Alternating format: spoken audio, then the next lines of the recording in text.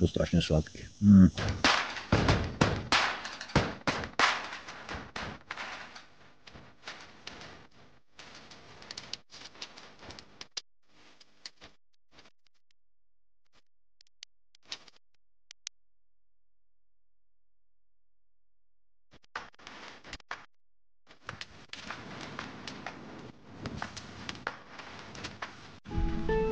Zdar Mundo, já vás vítám u prvního dílu Tropického ovoce a dneska vám budu povídat něco o mangu.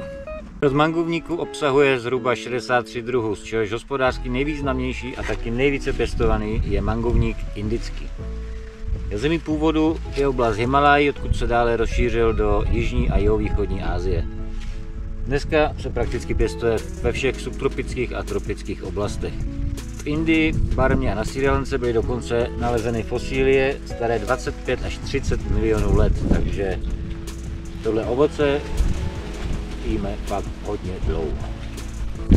Mangovník dorůstá výšky až 30 metrů, takže při sázení počítejte s dostatkem místa, aby se vám nepletly ty stromy do sebe a nedělali si zájem stín, protože nesnáší jak stín, tak vlhkost. Vybírejte sluneční místo, nejlíp na jižní straně a s dobře filtrovanou půdou, protože jestliže bude zadržovat více vody, začnou se objevovat plísně a jiné nemoci, což nechcete, že jo? Jinak co se zalívání týče, potřebuje 60 až 120 litrů vody za týden. My to tady v létě zalíváme dvakrát týdně a v zimě jenom jednou, protože, jak jsem říkal předtím, tolik vody nepotřebuje a uškodí mu. My tady v Andaluzii sbíráme od půlky října zhruba do konce listopadu.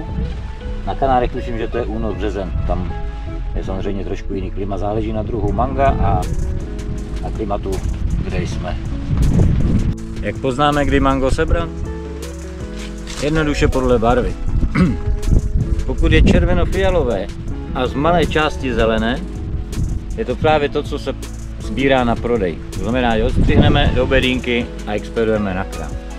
Pokud je z větší části zelené a tmavě fialové, ještě nezralé. To se musí nechat na tom stromě díl. Pokud ho necháme díl než tato forma, zbarví se nám do červena a zelená se nám změní na žlutou. Tohle si můžete sebrat tak maximálně domů. To už je, na dotek je to měkký, to už se dá krásně jíst.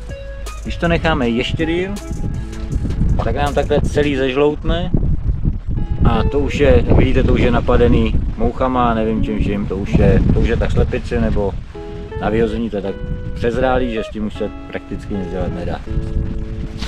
Když chcete zasadit mango, máme dva způsoby. Tím prvním a nejjednodušším je koupit si už hotovou sazenici někde ve zahradnictví. Tam se prodávají stromky většinou jednoroční až dvouroční, cena se odvíjí od druhu manga a stáří té sazenice. Do země to sázíme začátkem jara, když už není taková zima. A jedna důležitá věc. Pokud chcete mít ovoce tak, jak má být, velký, šťavnatý, krásný, normálně to, co znáte z krámu a to, co se normálně prodává, musíte první 3 roky života toho stromu, jakýkoliv ovoce, jakýkoliv plod, co vám to dá, odstřihnout a zahodit. Je to tak. Když to neuděláte, tak ten strom vám nedospěje. Tím pádem nedospěje a bude dávat malinkatý ovoce. Dávat ovoce bude, ale bude strašně malý a bude mít moc vlákniny, takových těch vláken, co pak lezou do zubu. Je to chuťově to stejný, ale je to nepříjemný to pak tahat a to. A navíc to ani neprodáte a nevypadá to hezky. Na druhou stranu, pokud byste chtěli větší kampo si založit, jeden takový strom na tom kampu mít, nebo na tom sadu, je dobrý mít. My tady máme jeden taky, akorát teď ho nějak nemůžu najít, protože už tady jsme to sebrali a není vidět, který to je, protože rozdíl v tom prakticky není jenom v tom ovoci. Ale z takového ovoce planého roste líp stromek. To když zasadíte, tak vám vyroste lepší stromek, než takhle z velkého, nebo to, co koupíte ovoce. Ten stromek prostě roste rychlejší, je silnější, je zdravější. Tak, tím druhým způsobem, jak si můžeme zasadit mango, je z pecky. Tý se ale musíme nejdřív dostat, že jo?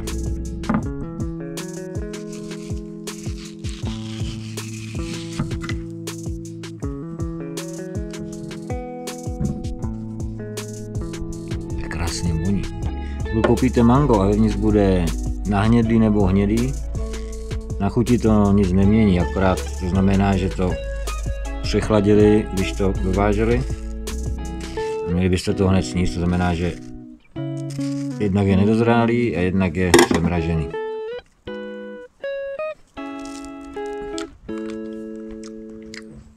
Právě vynikající. Mám teď stranou. Tak. Jdem k té pece. Kdyby to někoho zajímalo, tak 100 gramů manga má 59 kilokalorií, 0,4 gramu tuku zhruba, 0 cholesterolu, miligram sodíku, 168 mg draslíku, 15 gramů sacharidu, 1,6 gramů vápniny, 14 gramů cukru, jsou vitamíny P, B6, železo, hořčík, vápník. Akorát jedna věc, nesmíte jíst moc. Říkal kolega tady, že když to sem přišlo, když to tady přivezli, tak dostal 5 kusů a domů nedovez ani jeden, všechny sežral a pak ho to pěkně prohnalo. Takže pozor, zase nepřehánět s konzumací.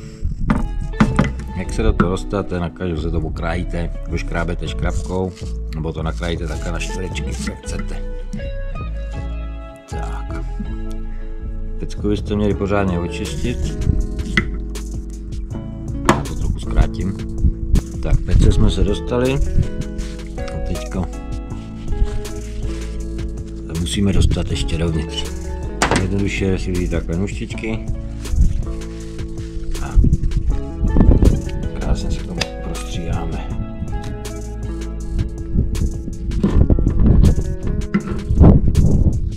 Můžete si to předtím umýt drátěnkou ve vodě, jak chcete.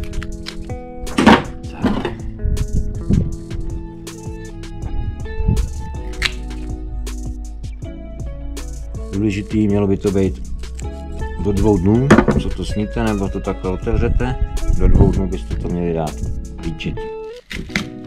Tak, tohle je to, co nás zajímá. Tady tu pecku můžete zabalit do vlhčeného ubrousku, který prostě normálně zabalíte, navlhčíte, necháte vyklíčit jako každý jiný semínko. Nebo to můžete píchnout rovnou do země, vyroste to taky. Tak už jsme měli pecku. Nasazování.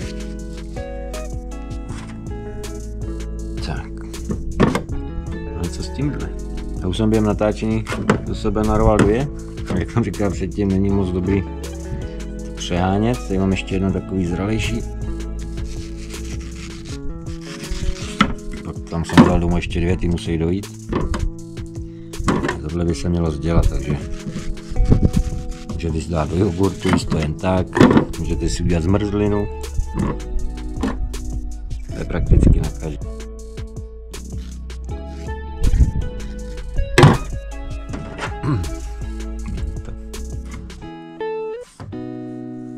No a nebo z toho můžete udělat kaviár.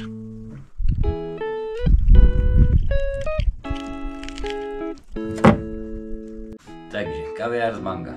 Co na to budeme potřebovat? Očištění, já jsem si očistil ty 2 manga dole, takže já mám tady 2 manga. Budeme potřebovat tak 2 lžíce cukru, slunečnicový olej a nějakou želatinu bez chuti. Pokud nejlepší byl agar, a pokud nemáte agar, jakákoliv želatina bez chuti bude stačit. Takže jaký máme postup? Mango si nameleme v mixéru. Přidáme trošku vody a provaříme s cukrem a přidáme tu želatinu. Potom si to scedíme, aby jsme tam neměli ty vlákna, ty molky. A vykapeme do oleje, který si necháme předtím 20 minut až půl hodiny. Musíme nechat odstav v mrazáku, aby to udělal ten efekt těch kuliček. Když to budeme pak kapat do toho studeného oleje, tak nám to udělá ty kuličky. Je to prakticky stejný postup. Když to chtějí dělat z pomeranče, z citrónu, z okurky, prakticky z čehokoliv, tak se to dá udělat.